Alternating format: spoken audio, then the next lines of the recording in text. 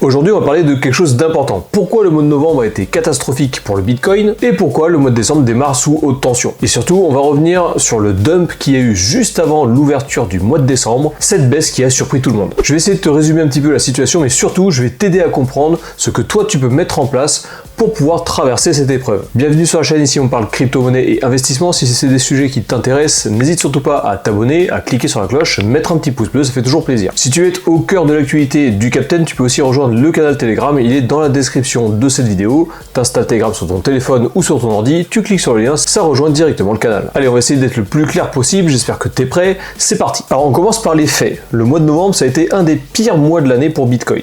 Le Bitcoin il a perdu près de 18% sur le mois en entier et ça en fait la plus forte baisse mensuelle de 2025. Et de plus, c'est le deuxième mois d'affilée dans le rouge pour Bitcoin. Le pire, c'est qu'on n'a pas vu la moindre once de rebond.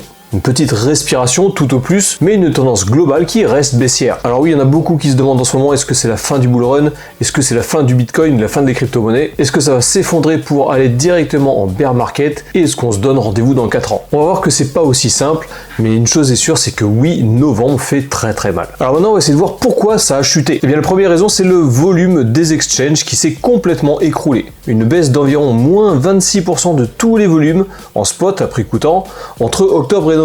Moins de volume égale à moins de liquidité et du coup des prix qui sont beaucoup plus sensibles à tout le bruit qui est extérieur. Tout ça, c'est premièrement dû à une prise de bénéfices massive. Après une belle poussée au mois de septembre, il y a beaucoup d'acteurs qui ont pris du profit pour se sécuriser au maximum. Et quand les gros vendent, bien entendu, les petits paniquent, ça fait des cascades, la routine habituelle. Avant qu'on parle de la suite et que je t'explique ce qui s'est passé juste avant l'ouverture du marché du mois de décembre, sache que cette vidéo est faite en partenariat commercial avec la plateforme Hypersui. Alors Hypersui, qu'est-ce que c'est? Tu as déjà sûrement remarqué, le marché devient de nouveau très très chaud et c'est les DEX qui sont au devant de la scène. Les DEX, c'est des plateformes d'échange décentralisées. Elles sont en train de devenir le nouveau narratif fort de ce bull run. Il y a des projets comme Hyperliquid ou Aster, mais eux ils ont déjà explosé et du coup tout le monde cherche maintenant le prochain bijou avant qu'il ne décolle. Et justement, on a découvert Hypersui, un projet construit sur la blockchain SUI qui attire beaucoup d'attention en ce moment. Hypersui veut devenir un grand échange décentralisé sur l'écosystème SUI, avec des outils simples pour trader,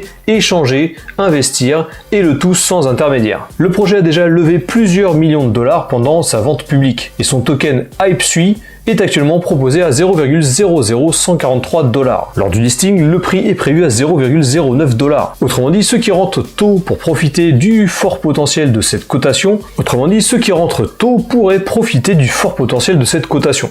Surtout si la tendance autour des DEX et de la blockchain SUI continue à s'amplifier. Bref, SUI a été également mentionné plusieurs fois sur Cointelegraph, également sur BitGet, sur CryptoPotato, etc., etc. Donc clairement, il fait partie des projets à surveiller si tu t'intéresses aux DEX et aussi sur les opportunités sur la blockchain SUI. Si tu veux plus d'informations ou si tu veux participer à la prévente de Hypersui, je te mets tous les liens nécessaires dans la description de cette vidéo. Et bien entendu, fais toujours tes propres recherches avant d'investir. Les préventes restent des placements risqués, même si le projet est prometteur. N'hésite pas à rejoindre la plateforme Hypersui, à tous les liens dans la description de cette vidéo, et bien entendu, ceci n'est pas un conseil financier. Alors ok, du coup, le mois de novembre, il est derrière nous. Mais du coup, pour ce mois de décembre, qu'est-ce qu'on fait? Eh bien, le mois de décembre ne commence pas du tout comme un mois miracle et complètement explosif comme tout le monde le prédisait. Il y avait juste à voir l'ouverture du marché, et je pense que tu l'as compris, ce lundi matin à l'aube. Historiquement, beaucoup croient que ce mois de décembre sera le fameux rallye haussier, et moi le premier. Mais la vérité, c'est que le mois de décembre n'est pas exclusivement toujours haussier pour le Bitcoin. Et en 2025, du coup, ça semble se confirmer. Le Bitcoin démarre sous pression et le marché reste fragile. Les indicateurs ne montrent pas encore de retournement solide.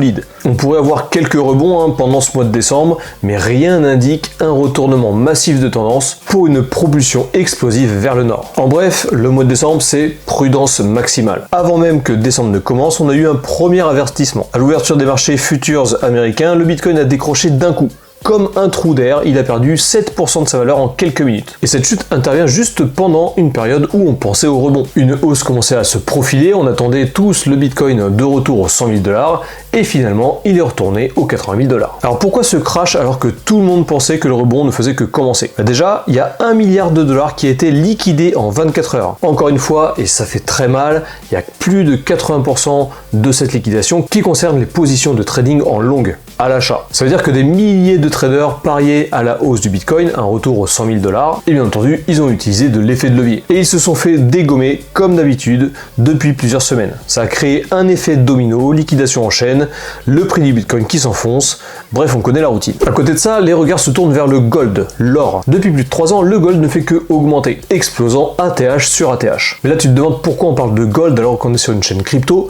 Eh bien, le gold, c'est une valeur refuge. Et quand les investisseurs et les fonds d'investissement recherchent un refuge, bien entendu, ça sent pas très bon et ils quittent des actifs risqués tels que le Bitcoin. Et par-dessus tout ça, tu rajoutes un climat macroéconomique hyper tendu, les tarifs douaniers, même si ça se tasse actuellement, l'effet va se faire ressentir encore pendant plusieurs mois, la décision de la Fed le 10 décembre, retiens bien cette date, sur les taux d'intérêt, le shutdown américain récent et toutes les rumeurs habituelles qui circulent sur X ou encore sur YouTube. Par exemple, la rumeur actuelle concerne la démission de Jérôme Powell. Si jamais ça arrive, perso, moi je plie les gaules et je m'en vais, c'est terminé la crypto. Ça sera clairement un bain de sang instantané, mais ça reste que du bruit médiatique, uniquement des rumeurs. Il y a d'autres raisons de ce dump qui viennent également d'autre part à l'autre bout de la planète, et ça vient d'Asie, plus particulièrement de Chine et également du Japon. Ce week-end, la Banque populaire de Chine a réaffirmé l'interdiction totale des crypto-monnaies. Pour la 3000e fois, je te l'accorde, mais elle veut intensifier la lutte contre les crypto-monnaies. Selon la Chine, les crypto-monnaies et les stablecoins favorisent